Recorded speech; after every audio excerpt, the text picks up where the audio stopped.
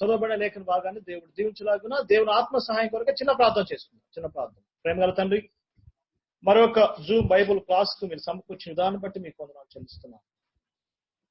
మరి విశేషంగా ప్రపంచ పరిస్థితులు దినదినం ఆ తండ్రి ఎంతో క్లిష్ట పరిస్థితుల్లో వెళ్తుండగా ఒక్కసారి మానవాల్ని మీరు దృష్టించమని మీ సన్నిధిలో గోజాడుతున్నాం తండ్రి.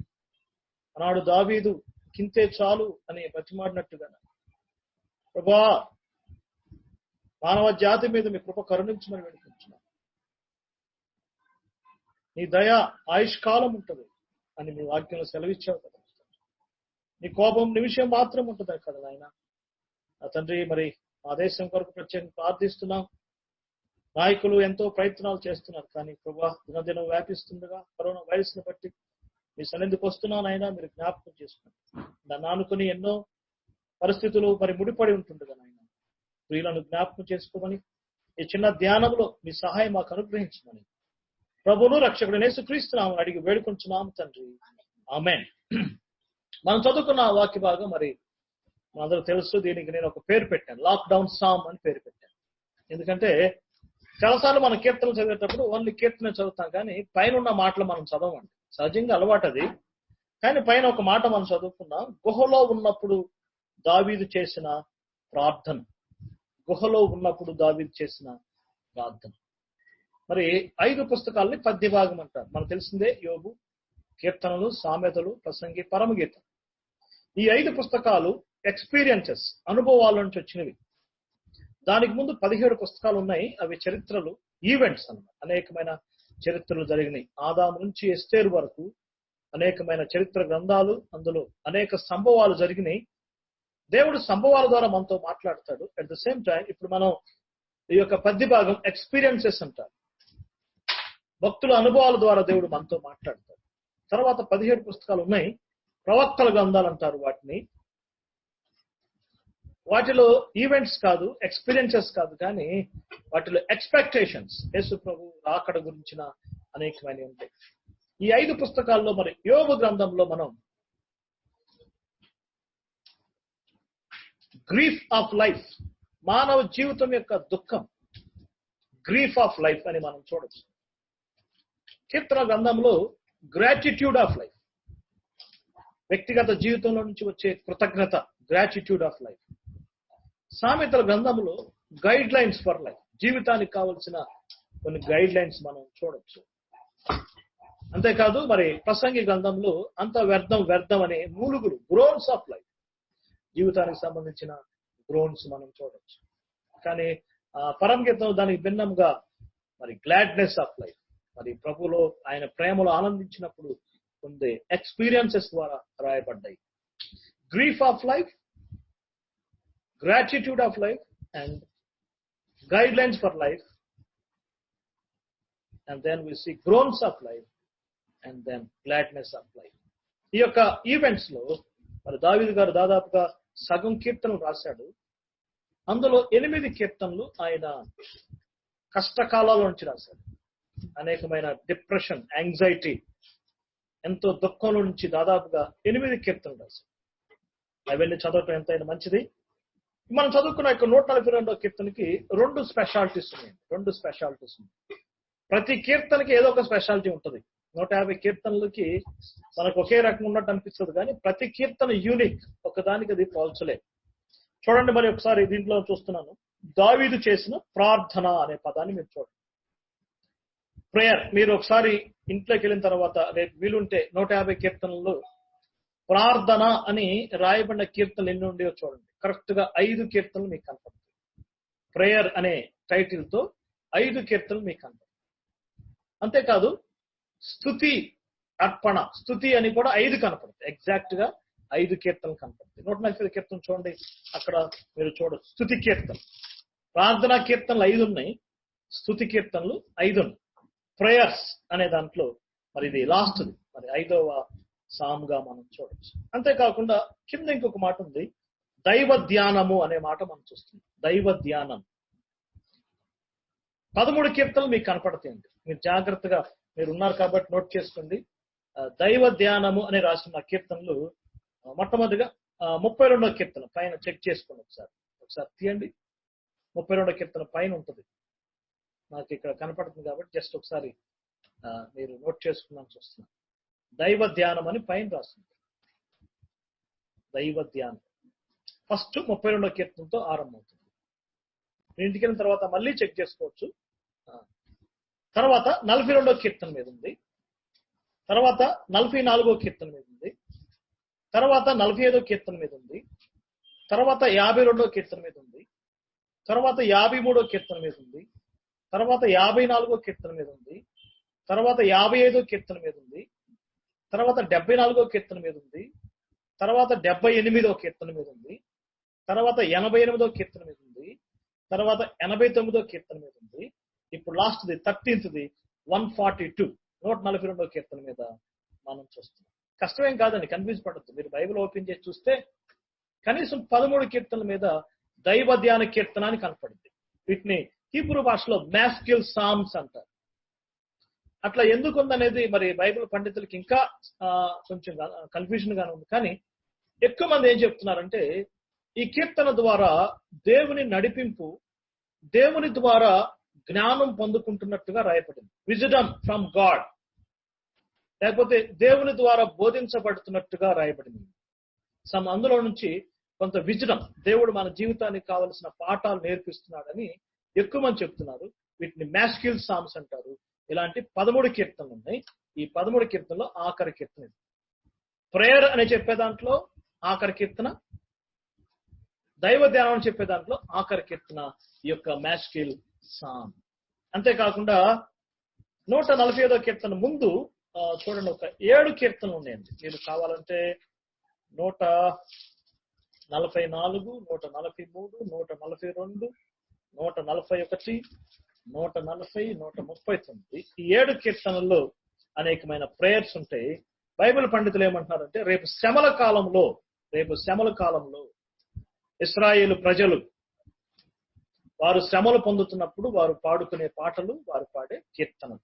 ఇప్పుడు మనం చదువుకున్న 142వ కీర్తనలో మరి దావీదు యొక్క ఎక్స్పీరియన్సెస్ ఇక్కడ రాయబడ్డాయి. 7 వచనాలు ఉన్నాయి. చాలా చిన్న కీర్తన. గుహలో ఉన్నప్పుడు దావీదు పలికిన కీర్తన. సౌలు చేత తరంపడుతున్నప్పుడు ఆయన కనీసం 2-3 గుహల్లో తప్పించుకున్నట్టు మనకు కనపడుతుంది. కానీ 22వ అధ్యాయం, 1 సమూయేలు గ్రంథం 22వ అధ్యాయంలో అదుల్లాము గుహ గురించి ఎక్కువగా మనం చూస్తున్నాం. కాబట్టి ఎక్కువ మంది ఈ ఎక్స్పీరియన్స్ అనే అంటున్నారు. దావీదు జీవితంలో ఒక అనుకోని ఎక్స్పీరియన్స్ జరిగింది. ఊహించకుండానే మరి అభిషేకించబడ్డాడు. దావీదు ఎక్స్పెక్ట్ చేయలేదు. తర్వాత పరిణామాలు తీవ్రంగా మారిపోయినాయి. గొలియాతును జయించటం, సౌలు రాజు దగ్గర ఒక మంచి పొజిషన్ సంపాదించుకోవటం, సివి అప్లై చేసుకోకుండా జాబ్ వచ్చింది, రాయల్ ఫీస్ట్ ఆయనకి ఇవ్వబడింది. కానీ సౌలు దావీదు మీద విషపు చూపు నిలిపాడు. దావీదును తరవటం ప్రారంభించాడు. సౌలేమో అభిషేకించబడిన రాత్రికే రాజు అయిపోయాడు. కానీ దావీదు మాత్రం దాదాపుగా 13 సంవత్సరాలు తరం పడ్డాడు. మనం చదువుతుంటే చాలా బాధాకరంగా ఉంటుంది. ఒకానొక సందర్భంలో తల్లిదండ్రులు ఎవరు చూసేవాళ్ళు లేక వేరే దేశం తీసుకెళ్లి, యోర్దాన్ నది దాటి వేరే దేశం తీసుకెళ్లి అక్కడ రాజుకు అప్పగించి మా పేరెంట్స్ ని చూసుకోండి అని చెప్పి ఈయన అరణ్యంలో గుహల్లో తిరుగుతూ ఉంటాడు. ఎందుకంటే ఎవరన్నా కానీ తల్లిదండ్రులకి సహాయం చేశాడని సౌలుకు తెలిస్తే ప్రాబ్లం వచ్చింది కాబట్టి తల్లిదండ్రులు విడిచిపెట్టాడు. ఇప్పుడు దావీదు ఒంటరి వాడయ్యాడు. వాళ్ళ పేరెంట్స్ కూడా వేరే సంరక్షణలో. ఇప్పుడు ఇలాంటి సిచ్యువేషన్స్ మనం చూస్తున్నాం ఈ లాక్డౌన్ పీరియడ్ లో. మన ఈ మధ్య ఒక సిస్టర్ ఫోన్ చేసింది, మా హస్బెండ్ బంగ్లాదేశ్ లో ఉంటాడు, ఆయన ఈ కంపెనీ పని మీద వెళ్ళాడు, అక్కడ లాక్డౌన్ అయిపోయాడండి, కలవలేకపోయాడంట. ఇంకొక బ్రదర్ ఫోన్ చేశాడు, మావాడు బెంగళూరులో ఉంటాడు బ్రదర్, టికెట్ బుక్ చేసుకున్నాడు, జస్ట్ దానికి ముందే లాక్డౌన్ అయిపోయాడు. ఇప్పుడు దావీదు ఒంటరోడు అయిపోయాడు. ఒక పక్క తల్లిదండ్రులు దూరంగా ఉన్నారనే బాధ, రెండోది ఎక్కడ కనపడినా సౌలు తరుముతున్నాడు. కాబట్టి దావీదుకి ఏది క్షేమం అంటే గుహే క్షేమం, గుహలో ఉండటమే ఉత్తమం. ఈనాడు కూడా కరోనా వైరస్ గురించి ఏం చెప్తున్నారు చెప్పండి? ఎక్కడ ఉండాలి? ఇప్పుడు మనం ఇంట్లోనే ఉండండి అంటున్నారు. సౌలును తప్పించుకోవాలంటే దావీదు గుహలో ఉండాలి. ఈ కరోనా వైరస్ తప్పించుకోవాలంటే మనం కూడా ఈ గుహలోకి వెళ్ళిపోవాల్సిందే. కేవ్స్, ఈ గుహలో నుంచి దావీదు ఒక అద్భుతమైన కీర్తన రాశాడు, ఒక కోరస్ పాట పాడాడు. దావీదు ఆ గుహలోకి వెళ్ళి ఉండకపోతే ఆ కోరస్ వచ్చేది కాదు. చాలా మంది కోరస్ అంటే ఇష్టపడతారు, కానీ ప్రతి కోరస్ వెనక ఒక కేవ్ ఎక్స్పీరియన్స్ ఉంటుంది. కేవ్స్ అంటే మనకి ఇష్టం ఉండదు, కానీ కోరస్లు అంటే బాగా ఇష్టం. కానీ నిజమైన కోరస్లు ఎక్కడి నుంచి వచ్చినాయంటే కేవ్స్ నుంచే వచ్చినట్లు మనం చూస్తాం. పాత నిబంధనలో హిస్టరీ బుక్స్ లో మనం చూస్తే నోవాహును కూడా దేవుడు ఓడలోకి రమ్మన్నాడు. అది లాక్ డౌన్ కాదు, కానీ లాక్డ్ ఇన్. దేవుడే లోపలికి రమ్మన్నాడు. నోవాహు come in in to the arc, లోపలికి వచ్చేసాయి. ఈ ప్రపంచం మీదకి తీర్పు జరగబోతుంది, ఆ తీర్పు నుంచి నేను తప్పిస్తాను, కమిన్ అన్నాడు. నోవాహు వెంటనే లోపలికి వెళ్ళాడు. అది కూడా ఒక లాక్ డౌనే, ఒక లాక్ ఇన్. పద్య భాగంలో దావీదు గుహలో నుంచి అనేక కీర్తనలు రాశాడు. ప్రవక్తల గ్రంథాల్లో దేవుడు దానియేలును కూడా లాక్ ఇన్నే చేశాడు. దేవుడు తన చిత్తానుసారంగా నెక్స్ట్ ప్రోగ్రామ్ ప్రాఫెసీ తెలియజేయటం కొరకు అంతఃపురంలో దానియేలుని లాక్ ఇన్ చేశాడు. అందుకని దానియేలు తిరిగి మళ్ళీ రాలేదు. సువార్తల్లో బాప్తిస్మిచ్చి యోహాను కూడా లాక్ ఇన్, దేవుని కొరకు చెరసాల్లోకి వెళ్ళిపోయి గడిపాడు. పత్రికల్లో అపోస్తల కార్యంలో పేతురు కూడా లాక్డ్ ఇన్ జైల్. పత్రికల్లో కూడా మనం చూసినప్పుడు పౌలు సహచరులు వారు కూడా లాక్డ్ ఇన్. అపోస్తలైన పౌలును కూడా దేవుడు తీసుకెళ్లి చెరసాల్లో వేశాడు. ఆశ్చర్యం ఏంటంటే బయట తిరుగుతుంటే పౌలును కొడుతున్నారు, రాళ్లతో కొడుతున్నారు, బెత్తాలతో కొడుతున్నారు యూదులు, అనేక మంది కపట సహోదరులు. కాబట్టి దేవుడు ఏం చేశాడంటే, పౌలు నీకు ఏది క్షేమం అంటే నువ్వు కూడా జైల్లోకి వెళ్ళిపోవటం క్షేమం అని చెప్పి జైల్లో తీసుకెళ్లి పడేశాడు. ఆ దెబ్బలు అన్ని తప్పించుకోవాలంటే దావీదు పౌలు గారిని కూడా దేవుడు లాక్డ్ ఇన్ చేశాడు. ప్రకటన గ్రంథంలో అపోస్తులైన యోహాను కూడా మరి పద్మాసు ద్వీపంలో ఒంటరిగా లాక్డ్ ఇన్ అయ్యాడు. అయితే దేవుడు వారిని లాక్డ్ ఇన్ చేశాడు. ఇప్పుడు మనల్ని దేవుడు చేయలేదు, కానీ ప్రభుత్వం చేసేస్తుంది. మీరు బయటికి రావడానికి వీల్లేదు. ఇది దేవుని చిత్తం కూడా. దేవుడు తన ప్రణాళికలు నడిపిస్తాడు. ప్రపంచవ్యాప్తంగా దేవుని పిల్లలు ఇంటికే పరిమితమయ్యారు. ఈ అనుభవాల ద్వారా మనం ఏం తెలుసుకుంటాం? పౌలు దావీదులు ఇద్దరు దాదాపుగా ఒకే రకమైన అనుభవాలు కలిగి ఉంటారు. ఇద్దరు జీవితాల్లో దావీదును దేవుడు అనాయింట్ చేశాడు, పౌలుని దేవుడు అపాయింట్ చేశాడు. నిన్ను ఎన్నుకున్నానన్నాడు. ఇద్దరు దేవుని రాజ్యం కొరకు ప్రయాసపడ్డారు. ఒక లిటరల్ కింగ్డమ్, భౌతికమైన దేవుని రాజ్యం కొరకు దావీదు ప్రయాసపడ్డాడు. దాని కొరకు దావీదు అడవుల పాలయ్యాడు, గుహల పాలయ్యాడు. ఆత్మీయమైన దేవుని రాజ్యం కొరకు సౌలు కూడా కష్టాలు పడ్డాడు.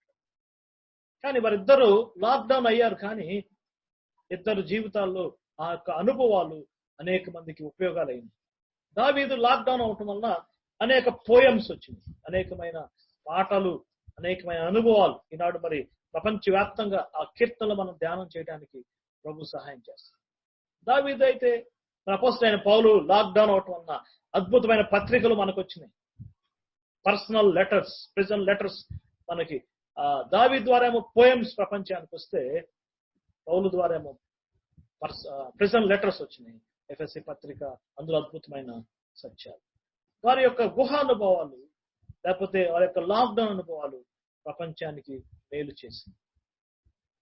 అపోస్తలుడైన పౌలు ఆయన యొక్క లాక్డౌన్ స్థితిలో ఉన్నప్పుడు మీరు గమనించండి, అపోస్తలు గారు 28వ అధ్యాయం చివరి వచనాల్లో మాట ఉంటుంది. 2 సంవత్సరాలు అద్దింట్లో కాపురం ఉండి తన యొద్దకు వచ్చు వారందరికీ దేవుని వాక్యాన్ని బోధిస్తూ వచ్చాడు. Present cell became preaching cell. ఇప్పుడు మనం దావీదు జీవితాన్ని మనం చూసినప్పుడు దావీదు జీవితంలో నుంచి కొన్ని ఎక్స్పీరియన్సెస్ మనం చూద్దాం. ఆ గుహలో దావీదు ఉండటాన్ని బట్టి దావీదుకి ఆశ్రయం దొరకటమే కాకుండా దావీదు జీవితంలో ఒక టర్నింగ్ పాయింట్ అయింది. చూస్తారు ఒకసారి సమూయేలు మొదటి గ్రంథం 22వ అధ్యాయం. దావీదు గుహలోకి వెళ్ళాడు. గుహలో ఎంతకాలం ఉన్నాడో మనకు తెలియదు, మరి ఏం భోజనం చేశాడో మనకు తెలియదు, ఎక్కడున్నాడో తెలియదు. ఏంటంటే దావీదు ఏమయ్యాడు? సౌలు అల్లుడు దావీదు కనపడ్డా? సైన్యాధిపతిగా ఉన్నాడు కదా అని అడుగుతుంటే, నో, నాకు కనపడలేదండి. ఫలానా ఊర్లో ఉన్నాడా? తెలియదు. ఏంటి, రాయల్ సింగర్ కదా, రాజుగారి దగ్గర పాట పాడేవాడు కదా, where is the address of David అని అడుగుతుంటే, మాకెవరూ తెలియదు, ఎవరికి తెలియదు అన్నాడు. ఆయన మాత్రం అదుల్లాం గుహలో ఉన్నాడు. సార్ చూద్దాం, చూడండి దేవుడు యొక్క గుహను ఏ విధంగా ఆయనకు ఆశీర్వాదంగా మర్చాడో మనం చూస్తున్నాం. సమూయేలు మొదటి గ్రంథం 22వ అధ్యాయం మొదటి నుంచి చదువుతున్నాం. చూడండి ఒకసారి. మొదటి దావీదు అక్కడి నుండి బయలుదేరి అదుల్లాము గుహలోనికి తప్పించుకుని పోగా అతని సహోదరులను అతని తండ్రి ఇంటి వారందరూ అతని సంగతి విని అతని యొద్దకు వచ్చారు. మరియు ఇబ్బంది గల వారును, అప్పులు చేసుకున్న వారందరూ, అసమాధానం ఉన్న వారందరూ అతని యొద్దకు కూడుకొనగా అతడు వారికి అధిపతి ఆయను. అతని యొద్దకు ఎక్కువ తక్కువ 400 మంది వచ్చిరి. That cave experience made David as a captain. ఆ కేవ్ లో దావీదు ఉండటం వలన దావీదు ఒక కెప్టెన్ అయ్యాడు. దావీదు ఒక కమాండర్ అయ్యాడు. కేవ్ ఎక్స్పీరియన్స్ అతను ఒక కెప్టెన్ గా చేసింది. తర్వాత దావీదు దగ్గరున్న ఆ యొక్క అసమాధానం, అప్పుల్లో ఉన్న వారందరూ గొప్ప వ్యక్తులయ్యారు, యోధులయ్యారు. చూసారా, అతను ఆ గుహలో ఉండకపోయినట్టయితే దావీదు జీవితంలో చాలా కోల్పోయాడు. అందుకనే 142వ కీర్తనలో చివరికి ఈ మాట అంటున్నాడు. చూస్తారా, 7వ వచనం చదువుతున్నాను. నీవు చేసిన మహోపకారము అన్న. మహోపకారము. గుహలో ఉండటం ఉపకారమా అంటే, దేవుడు మనం కూడా ఈ లాక్డౌన్ పీరియడ్ ని ఇంటికే పరిమితం చేశాడు. ఆయన ఉద్దేశం ఉంటుంది ప్రతి ఒక్కరి పట్ల, ఏదో ఒక ఉద్దేశం. ఇప్పుడు 40 days అంటున్నారు, ఇంకా పొడిగించబడొచ్చాం, మనకు తెలియదు. కానీ మనం కూడా ప్రభువా మరి నన్ను ఎందుకు అనుమతించావు, నా పట్ల నీ ప్రణాళిక ఏంటని మనం తెలుసుకోవాలి. చూద్దాం. మరి యొక్క కీర్తన చదువుతున్నప్పుడు 7 వచనాలు మనం చూస్తున్నాం. ఒక్కొక్క వచనంలో ఒక్కొక్క ఎక్స్పీరియన్స్. ఆ గుహలో దావీదు ఉండటం వలన దావీదు జీవితంలో పొందుకున్న కొన్ని ఎక్స్పీరియన్సెస్ మనం స్టడీ చేయబోతున్నాం. నెంబర్ 1, మొట్టమొదటి వచనం చదువుతున్నాం. చూడండి. నేను ఎలుగెత్తి యెహోవాకు మొరలెట్టుచున్నాను, ఎలుగెత్తి యెహోవాను బతిమాలు కొనుచున్నాను. తర్వాత 2వ వచనంలో మొర్ర పెట్టుచున్నాను. 6వ వచనంలో మొర్ర పెట్టుచున్నాను. కనీసం 4 times. దావీదు అంతకుముందు చాలాసార్లు ప్రార్థన చేసి ఉండొచ్చు, కానీ ఇప్పుడు దావీదు ప్రార్థన మారిపోయింది. ఏంటి ఆ ప్రార్థన అంటే, ఎలుగెత్తి మొరలెడుచున్నాను, ఎలుగెత్తి బతిమాలుచున్నాను. ప్రేయర్ యొక్క ఇంటెన్సిటీ పెరిగింది, ప్రేయర్ యొక్క తీవ్రత పెరిగింది. అంతకుముందు దావీదు అట్లా ప్రార్థన చేసి ఉండకపోవచ్చు. దావీదు మంచి ప్రార్థనా పరుడే, అందులో ఎలాంటి అనుమానం లేదు. కానీ ఆ మాటలో 2 సార్లు రాయబడిన ఉద్దేశం ఏంటంటే, దావీదు యొక్క ప్రేయర్ లైఫ్ మెరుగుపడింది అని చెప్పొచ్చు. మిగిలిన కీర్తనలు ఎక్కడెక్కడ మీరు చూస్తే ఒక్కచోటే ఉంటుంది ఎలుగెత్తి అని ఒక చోట, కానీ ఇక్కడ మాత్రం ఇన్సార్లు చూస్తున్నామండి 2 times ఎలుగెత్తి ఎలుగెత్తి. దావీదు యొక్క ప్రేయర్ లైఫ్ ఎంతగానో హెచ్చించబడింది. ఇంగ్లీష్ బైబిల్లో వాయిస్డ్ ప్రేయర్. ఇంకా గుహలో ఉంటాడు కదండి, ఎవరు లేరు కదా, పెద్దగా అరిచి ఉండొచ్చు. అతనుకున్న కష్టాన్ని, ఇరుకును, ఇబ్బందిని, ఆయనకున్న అనేకమైన అన్ని దేవుని సన్నిధిలో చెప్పుకున్నాడు. నేను అనుకుంటాను కొండల మీదకి వెళ్ళి పెద్దగా అరవాలనిపించింది. ఈనాడు మనం ఎక్స్పీరియన్స్ చేయలేము, మన పెద్దగా అరిచినట్టు మన పక్కింటి వాళ్ళు మన మీద కంప్లైంట్ చేస్తాం. కానీ హృదయాలను కుమ్మరించగలం. అపోస్తలుడైన పౌలు కూడా జైల్లో ఉన్నప్పుడు ప్రార్థనలు ఎక్కువగా చేసినట్లు మనం చూస్తున్నాం. పౌలు గారు కూడా ఆయన జైలు గదిని ప్రార్థనా గదిగా మార్చుకున్నాడు. అందుకనే మీరు చెక్ చేయండి, ఆ యొక్క ప్రిజన్ యొక్క జైల్లో నుంచి రాసిన పత్రికల్లో ఎక్కువ సార్లు ప్రార్థన చేయుచున్నాను అన్నాడు. ఎఫెసీ పత్రికలో మోకాళ్ళుని ప్రార్థన చేయుచున్నాను. మోకాళ్ళుని ఒక స్పెషల్ టైం ఆయన దొరికింది. మన కేవ్స్ ఎక్స్పీరియన్సెస్ కూడా ఈ లాక్డౌన్ పీరియడ్ లో కూడా మన ప్రార్థనా జీవితాలు మెరుగుపడాలని దేవుడు అనుమతిస్తుంది. మొన్న 3 రోజుల క్రితం ఈస్టర్ రోజు ఇంగ్లీష్ ఛానల్స్ లో చూపిస్తున్నారు. అన్ని చర్చెస్, పెద్ద పెద్ద చర్చెస్ ఎలా ఉంది అని చూపిస్తున్నారు. అన్ని ఖాళీగా ఉన్నాయి. అందులో ఒక దైవజనుడు చెప్పాడు, ఆయన ఇంటర్వ్యూ చేస్తుంటే ఆయన అన్నాడు, ఎస్ దేవుడు అనుమతించాడండి, ఎందుకంటే అందరూ గృహాల్లో ఉండి ప్రార్థన చేసుకుంటున్నారు, వాళ్ళ ప్రార్థనా జీవితాలు మెరుగుపడుతున్నందుకు నేను ఎంతగానో సంతోషిస్తున్నానని అన్నాడు. అది వాస్తవమే. ఇక తర్వాత లాక్డౌన్ పోయినాక మళ్ళీ ఇళ్లలో ఉండి ప్రార్థన చేసుకుని ప్రేయర్కి రాకుండా ఉండబాకండి. దేవుడిచ్చిన అవకాశాన్ని మనం ఎలుగెత్తి ప్రార్థన చేయాలి. ప్రే డే అండ్ నైట్. దేశాల కొరకు ప్రార్థన చేద్దాం, ప్రపంచవ్యాప్తంగా ఉన్న విశ్వాసుల కొరకు ప్రార్థన చేద్దాం, క్లిష్ట పరిస్థితిలో ఉన్న సేవకుల కొరకు, మిషనరీస్ కొరకు ప్రార్థన చేద్దాం. మరి మిషనరీస్ పరిస్థితి ఏంటో మనకు అర్థం కావట్లేదు. WHO ఈరోజు పాకిస్తాన్ వార్నింగ్ ఇచ్చింది. క్రిస్టియన్స్ ని మీరు రొట్టెలు ఇవ్వట్లేదంట, ఆహారం పెట్టట్లేదంట, మతాన్ని బట్టి మీరు ఎలా తృణీకరిస్తారని ఒక వార్నింగ్ ఇచ్చింది. ప్రపంచవ్యాప్తంగా దేవుని పిల్లలు క్లిష్టమైన పరిస్థితిలో ప్రార్థన చేద్దాం, ఎలుగెత్తుదాం. దావీదు యొక్క ప్రేయర్ లైఫ్ మెరుగుపడినట్టుగా మనం చూద్దాం. మొరపెట్టాను, వెలుగెత్తాను. దాని గురించి దావీదు ప్రేయర్ చేసి ఉంటాడు మనకు తెలియదు, కానీ దావీదు ప్రార్థన చేశాడు.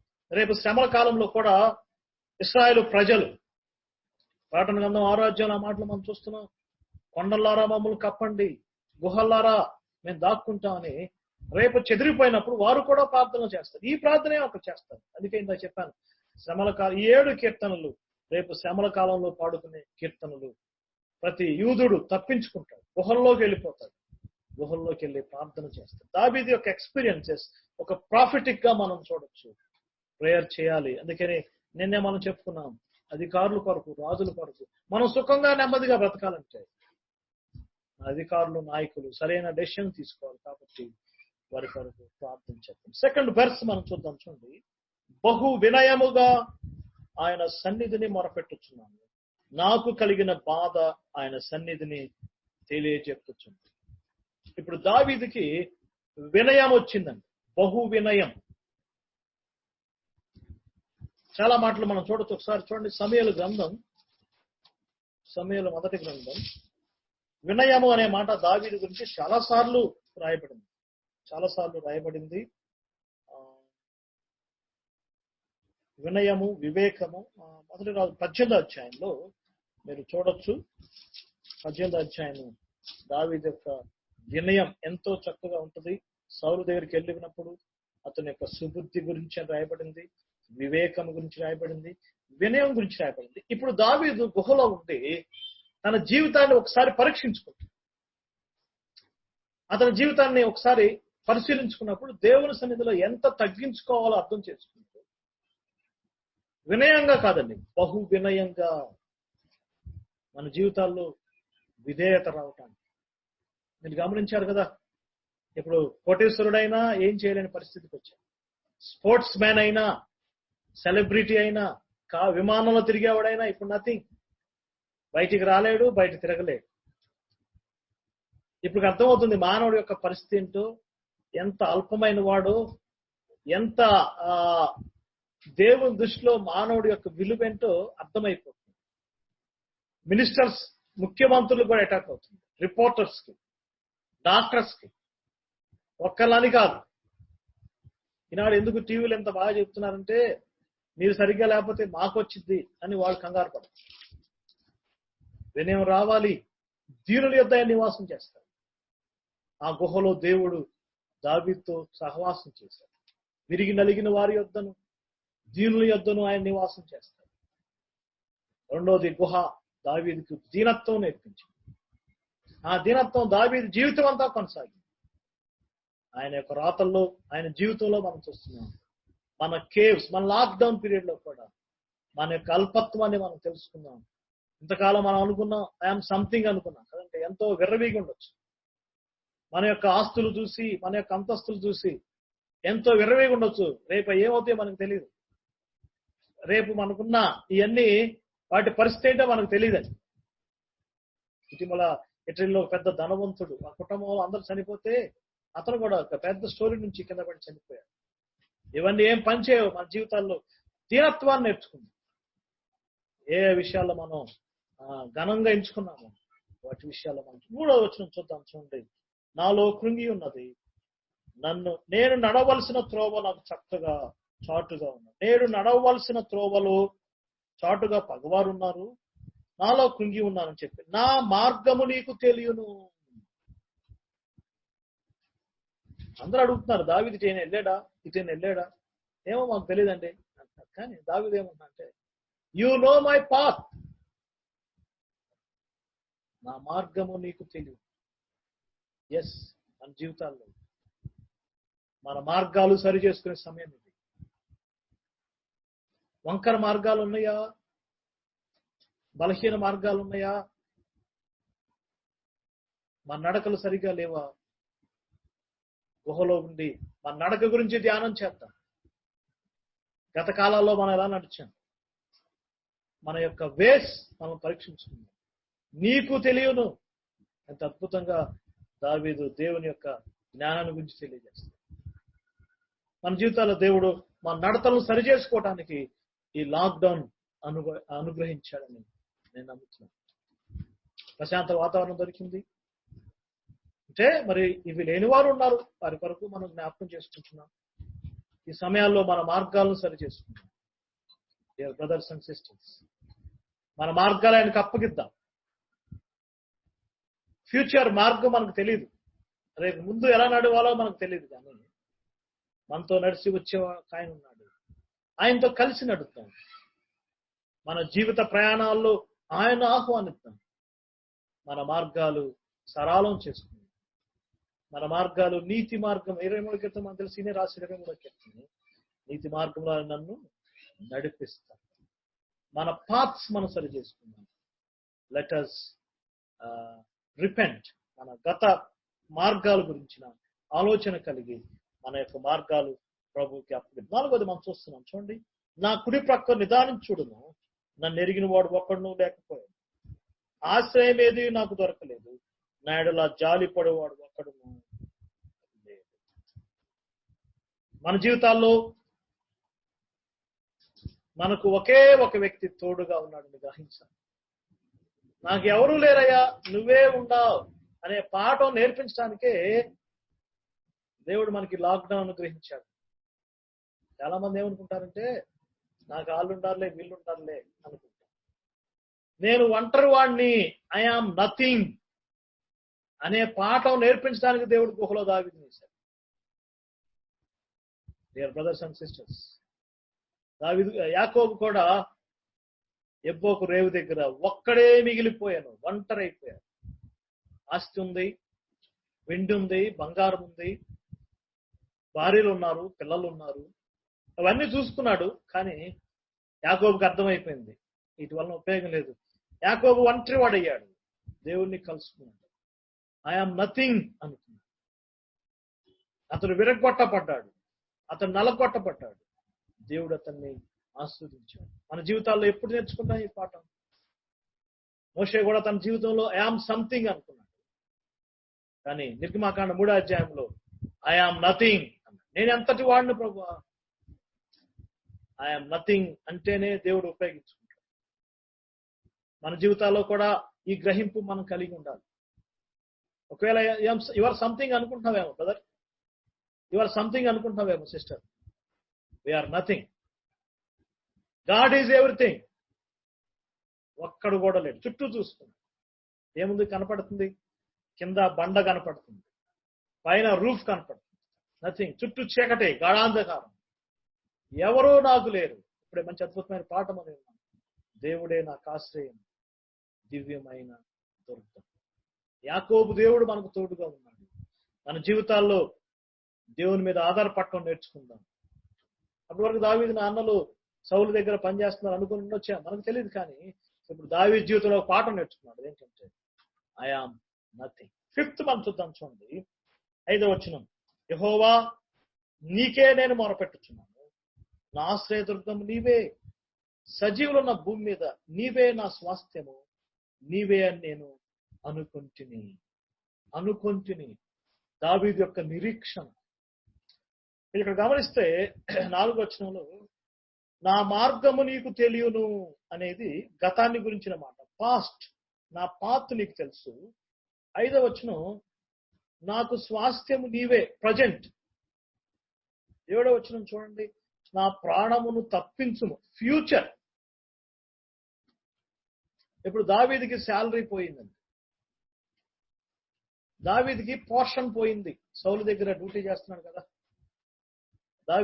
సౌలు దగ్గర ఎన్నో ఆహారం కానీ మీల్స్ కానీ అన్ని ఇప్పుడు పోయినాయి, ఒంటరి వాడు అయిపోయాడు. కానీ ఈ లోకం ఇచ్చే పోర్షన్ పోయిందేమో, కానీ ఇదిగో దేవా నా పోర్షన్ నీ దగ్గర ఉంది, దాన్ని ఎవరు తీసివేయలేరు. నీవే నాకు పోర్షన్, నీవే నా పోషకుడివి, నీవే నన్ను సజీవుడిగా ఉంచేవాడివి, నీవే నా యొక్క యు ఆర్ మై పోర్షన్, నీవే నా యొక్క పానీయ భాగం అని ఇంకో కీర్తన మనం చూస్తున్నాం. నీవే నా స్వాస్థ్యం అని నేను, thou art my portion. Dear brothers and sisters, చాలా మంది శాలరీస్ తగ్గించవచ్చు, చాలా మందికి అనేకమైన వాటిల్లో కోత పడి ఉండొచ్చు, కానీ నీ పోర్షన్ ఏమాత్రం తగ్గదు. దేవుని దగ్గర నీకున్న స్థానం అది ఎప్పటికీ ఉంటుంది, దాన్ని ఎవరూ తీసివేయలేరు. శ్రమైనను, బాధైనను, హింసైనను, ఖడ్గమైనను, ఉపద్రవమైనను, మరి ఏదైనాను క్రీస్తు ప్రేమ నుండి మనను ఎడబాపనేరవు. ఆయనలో మన భాగము, మనం ఆయనలో భాగము. Is our portion. David has a hope. ఆ యొక్క గుహలో దావీదుకు ఒక నిరీక్షణ ఉంది. ఆ నిరీక్షణతో దావీదు కొనసాగాడు. 6వ వచనం చూద్దాం, చూడండి. నేను చాలా కృంగి ఉన్నాను, నా మొరయకు చెవియొగ్గుము, నన్ను తరుమువారు నాకంటే బలిష్ఠులు, నా చేతిలో నుండి నన్ను తప్పించుము అని దావీదుకున్న భయాలు. అవును, మనం లాక్డౌన్ లో గడుపుతున్నాం, కానీ అనేక భయాలు మన చుట్టూ ఉన్నాయి. అక్కడ దావీదుని తరిమేవారు ఉన్నారు, బలిష్ఠులు చుట్టుముట్టేవారు ఉన్నారు. మనకు కూడా బయటికి వెళ్తే కరోనా భయం ఉంది, మార్కెట్కి వెళ్తే ఎక్కడ ఎంటర్ అవుతావు భయంగానే ఉన్నామంటే చెప్పండి. మనందరికి ఏదో ఒక భయంలోనే ఉన్నాం. అయితే దావీదు యొక్క విశ్వాసాన్ని మనం చూస్తున్నాం. The faith of David. ప్రభా, నన్ను కాపాడినా, నాకు నీ కృప చూపించు, నీ కాపుదల నాకు దయచేయి, సౌలు నుంచి కాపాడమని దావీదు ప్రార్థన చేశాడు. సౌలు యొక్క సైనికుల నుంచి కాపాడమని ప్రార్థన చేశాడు. అసలు సౌలుకి దేవుడు రాజ్యం చూసుకోవయ్యా అనిస్తే సౌలు రాజ్యాన్ని పక్కన పెట్టి అతని టైం అంతా ఇన్వెస్ట్ చేశాడు దావీదుని చంపడానికి. సౌలు సేవకులు, సైనికులు అందరూ ఎక్కడ చూసినా తిరుగుతున్నారు. కౌజు పెట్టం తరిమినట్టు తరిమారంట, మిన్నల్లిని తరిమినట్టు తరిమారు. ఈనాడు సౌలు కాదు, కానీ మనం కరోనా అటాక్ చేస్తాం, తరుగుతుంది. మరణ భయాలు ఎన్నో ఉన్నాయి. మన ప్రభు పట్ల మనం విశ్వాసం కలిగి జీవితం. దావీదు యొక్క విశ్వాసం మనం చూస్తాం. 7th one మనం చూద్దాం, చూడండి. దావీదు ఇప్పుడు ఆఖరి వచనానికి వచ్చేసరికి డేవిడ్స్ థ్యాంక్స్ గివింగ్. దావీదు గుహలో ఉండి స్తుతిస్తున్నాడు. Prayer turn into praise. ప్రార్థనతో ఆరంభించాడు, కానీ దావీదుకి అర్థమైపోయింది, దేవుడు నాకు ఒక పాఠం నేర్పిస్తున్నాడు, దేవుడు నాకు ఒక బ్లెస్సింగ్ ఇవ్వబోతున్నాడు, దేవుడు నాకు ఒక మహోపకారము చేయబోతున్నాడు అని దావీదుకి అర్థమైంది. మనం ఇందాక చూసాం, దావీదు గుహలో ఉన్నప్పుడు సౌలు రాజ్యంలో విసిగి వేసారిపోయిన వాళ్ళందరూ దావీదు దగ్గర చేరారు. దావీదులో ఉన్న టాలెంట్స్ బయటకు వచ్చింది. దావీదు వారికి అధిపతి అయ్యాడు. మరి అసలు మేము ఎవరు ఈ జూమ్ ద్వారా అట్లా చెప్పాలనుకోలేదు, కానీ ఒక చిన్న ఆలోచన వచ్చింది. మరి బ్రదర్ రాజు గారు, బ్రదర్ సునీల్ గారు, బ్రదర్ పాల్ గారు, వారికి ఉన్న టాలెంట్స్ అన్ని బయటకు వచ్చినాయి. ఈ లాక్డౌన్ పీరియడ్ లో ఎన్నో టాలెంట్స్ బయటకు వచ్చినాయి. రోజు రోజుకి కొత్త టెక్నాలజీ స్టడీ చేయటం, ఈ విధంగా దేవుని వాక్యాన్ని చేరవేయచ్చు అని ఒక బ్లెస్సింగ్ మేము చూస్తున్నాం. అంతేకాదు, లాక్డౌన్ బైబుల్ స్కూల్ అని ఊరికే జస్ట్ ఒక ఆలోచన వచ్చింది. ఒక 10 ఆడియోస్ ఉన్నాయి కదా, ఎవరు వినలేదు, సత్యం తెలుసుకుంటారని జస్ట్ ఊరికే ఒక పోస్ట్ చేసి, ఒక 21 days కి మీకు లాక్డౌన్ పీరియడ్ లో ఉన్నారు కాబట్టి దేవుని వాక్యం నేర్చుకోవటానికి మీ అందరూ కోర్సులో చేరండి అని చెప్పేసి ఒకటి కోర్స్ చేస్తే దాదాపుగా 850 మంది జాయిన్ అయ్యారు. 850 members జాయిన్ అయ్యారు. చక్కగా ఈ 15-20 రోజుల నుంచి దాదాపుగా మేము 12 lessons పోస్ట్ చేశాం. అందరూ వింటున్నారు. మాకు చాలా సంతోషంగా వారి యొక్క బ్లెస్సింగ్ చెప్తున్నారు. చూసారా, ఈ లాక్డౌన్ పీరియడ్ ని దేవుడు ఒక బ్లెస్సింగ్ పీరియడ్ గా చేశారు. ఇది మీకు కూడా దేవుడు మీ జీవితాల్లో కూడా ఒక మహోపకారంగా చేస్తారు. రేపు దానికి ఎగ్జామ్ పెట్టబోతున్నాం. అది కూడా మాకు తెలియదు, ఎలా ఎగ్జామ్ పెట్టాలో ఏంటో తెలియదు.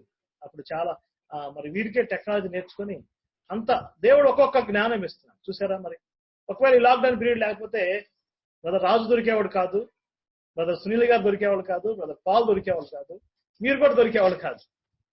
దేవుడు మహోపకారం చేస్తాడు.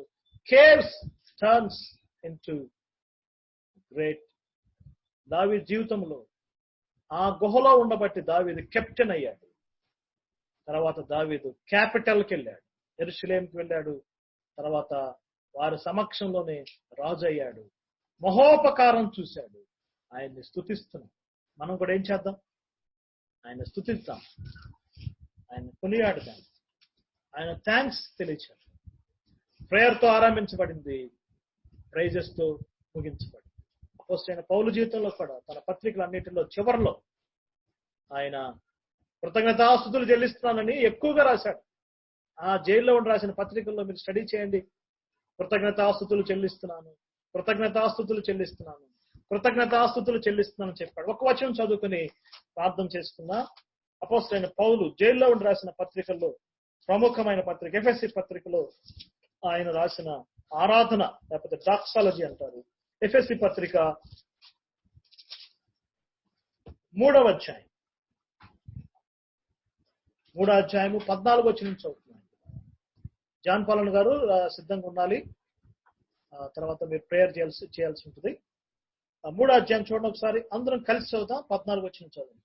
14వ వచనం నుంచి, ఈ హేతు చేత పరలోకమందును భూమి మీదను ఉన్న ప్రతి కుటుంబం ఏ తండ్రిని బట్టి కుటుంబాన్ని పిలువబడుచున్నదో ఆ తండ్రి ఎదుట నేను మోకాళ్ళుని, మీరు అంతరంగ పురుషుని యందు శక్తి కలిగి ఆయన ఆత్మ వలన బలపరచబడినట్లుగా క్రీస్తు మీ హృదయంలో విశ్వాసం ద్వారా నివసించినట్లుగా తన మహిమైశ్వర్యము చొప్పున మీకు దయచేయవలననియు, మీరు దేవుని సంపూర్ణత యందు పూర్ణులగునట్లు ప్రేమ యందు వేరుపారి స్థిరపడి సమస్త పరిశుద్ధులతో కూడా దాని వెడల్పు, పొడుగు, లోతు, ఎత్తు ఎంతో గ్రహించుకుంటకు, జ్ఞానములకు మించిన క్రీస్తు ప్రేమను తెలుసుకుంటకు తగిన శక్తి కలవారు కావాలని ప్రార్థించుచున్నాం.